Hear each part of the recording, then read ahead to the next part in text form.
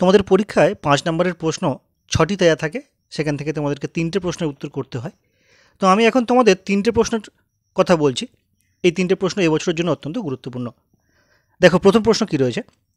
প্রথম যে প্রশ্নটি রয়েছে সেটি হলো ম্যানর ব্যবস্থা। ম্যানর ব্যবস্থা বলতে কী বোঝো, এটি তোমাদের এবছরের জন্য অত্যন্ত গুরুত্বপূর্ণ প্রশ্ন।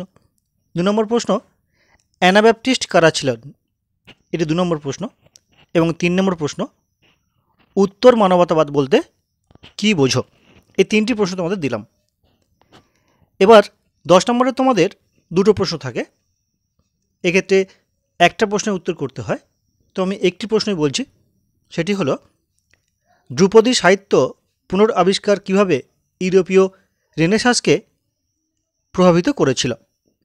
এই প্রসঙ্গে বলি, তোমাদের এই 10 নম্বরে কিন্তু আরেকটি প্রশ্ন অত্যন্ত গুরুত্বপূর্ণ, সেটি তোমাদের করা উচিত বলে আমি মনে করছি, এটু আসার সম্ভাবনা অনেকটাই। সেটি হলো নতুন বিশ্বে স্পেনীয় সাম্রাজ্য কীভাবে একটি বিশাল ও স্থায়ী খনি অঞ্চল ভিত্তিক জনসমাজে পরিণত হয়েছিল।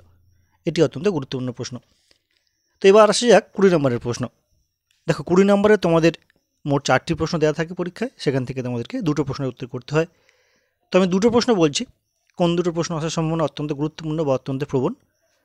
প্রথম প্রশ্ন হচ্ছে, জার্মানির ধর্ম সংস্কার আন্দোলনে কেন্দ্রীয় ব্যক্তিরূপে মার্টিন লুথারের সাফল্য, কিংবা জার্মানির ধর্ম সংস্কার আন্দোলনে মার্টিন লুথারের ভূমিকা আলোচনা করো। এটি প্রথম প্রশ্ন।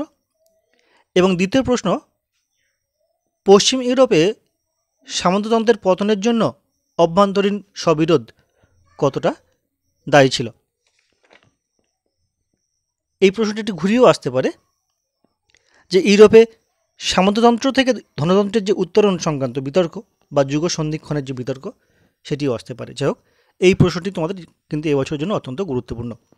এই সঙ্গে তোমরা আরও একটি যে প্রশ্ন অবশ্যই করে যাওয়া উচিত বলে মনে করছি, সেটি হলো নবজাগরণ সম্বন্ধীয় প্রশ্ন, যে সমগ্র ইউরোপের মধ্যে ইতালিতে কেন প্রথম, বিশেষ করে ফ্লোরেন্সে কেন প্রথম নবজাগরণ শুরু হয়েছিল।